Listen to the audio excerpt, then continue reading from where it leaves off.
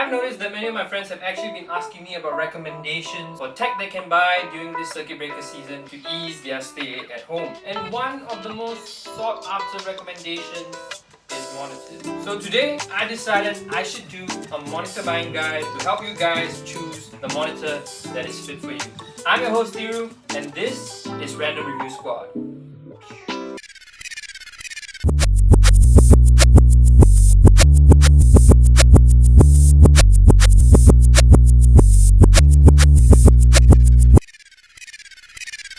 So before you buy a monitor, here are the few things that you should actually be looking out for. Purpose, size, resolution, HDR, FreeSync, refresh rates, ports, functionality, and of course, price. Let's start off with our purpose. What is your purpose for purchasing this monitor?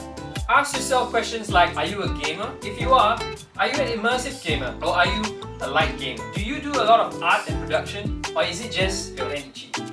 The first actual part after you find out your purpose is the size of the monitor. Screen sizes currently range from 24 inches all the way up to 49 inches. 24 inches and 27 inches are currently the norm. If you just want to get a secondary display and you don't have much space, 24 inch or 27 inch is more than enough to fit your need. But if you want to be a bit more atas, you want to get something that's large, 32 inch, 34 inch, like this one here, then make sure you go for something that's higher resolution, because the higher the resolution, the sharper the screen is. Next, the panel type. Many of us kind of look over what a panel type is, but panel types are pretty important. There are three main different types of panels: IPS, VA, and TN. Of course, there's OLED and all that, but that's way off our budget. In terms of color reproduction and viewing angles, IPS is the best and TN is the worst. In terms of response times, TN is the best and IPS is the worst. IPS is the worst. VA panels are a good mix of both TN and IPS, with pretty good colors and decent response time. So to put into perspective, TN panels are better for your regular MapleStory and LOL players, and IPS is more for professionals who work on Photoshop or even YouTubers and content creators. IPS panels are also better for full-blown nerds who like immersion games. Cost-wise, IPS is the most expensive out of the three. That's why I would suggest going for something that's VA, because it kind of balances off both ends and has a decent pricing. Now let's talk about refresh rates. Refresh rates were not as important as it was until recently. To be honest, if you aren't a gamer, you can actually just skip this portion, because refresh rates don't really mean anything to you. Refresh rates are basically the number of times that your screen refreshes per second and gives you kind of a smoother experience. And the more it refreshes, the smoother the experience. If you can run a game at 100 frames per second, you will be able to see a tangible benefit from actually using a monitor that refreshes at 100 Hz. But if your auntie uncle only like to watch drama, trust me, refresh rates aren't gonna make your Korean drama stars look any more prettier.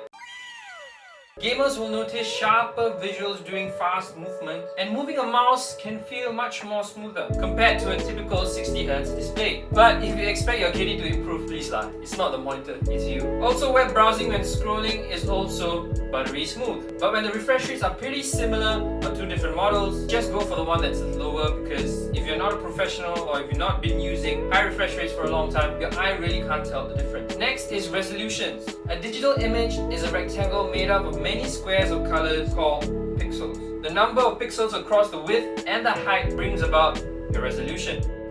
The higher the resolution, the sharper the display.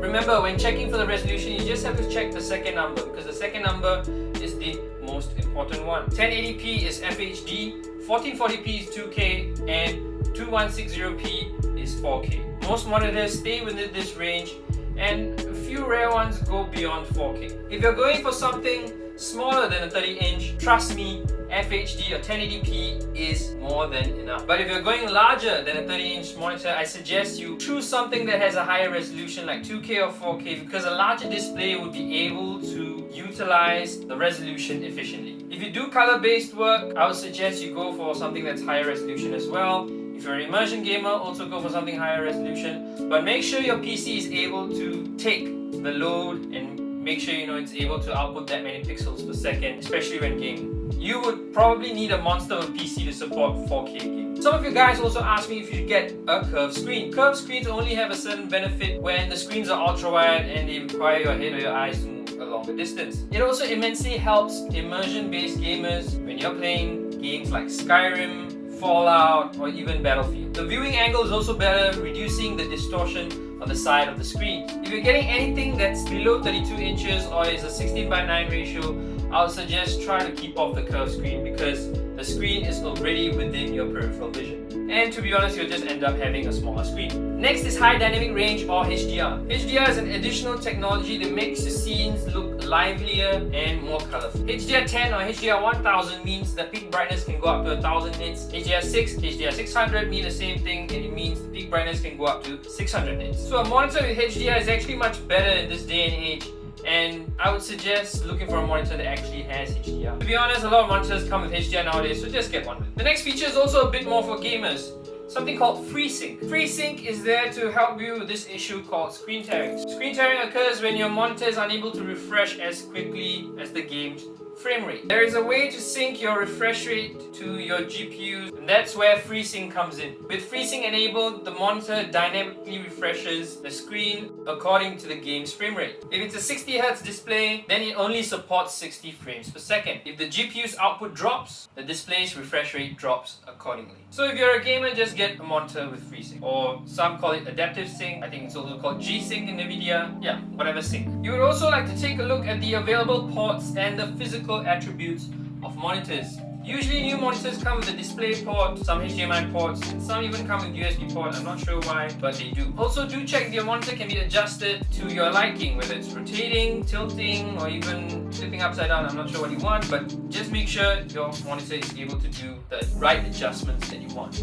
But of course, looking at all this is one thing. The most important factor at the end of the day is price. How expensive is your monitor? This circuit breaker season, we just can't afford to spend so much money or splurge on a monitor that is more than what we need. So choose something that meets your purpose. More often than not, we splurge because we expect costs to relate with functionality or better quality. But in today's terms, that's not really the case. But in today's world, there are companies that offer monitors at half the price compared to other companies out there. And the monitors work just as well. They have the same specs, the same looks, and they work the same, but are almost half the price. So keep a lookout for such brands. So you've come to the end of this monitor buying guide. If you enjoyed this video, or this video actually helped you in choosing your own monitor, please leave a like and hit the subscribe button. Also remember to leave your comments down in the comment section below about what videos I can do next, or your experience on buying a monitor.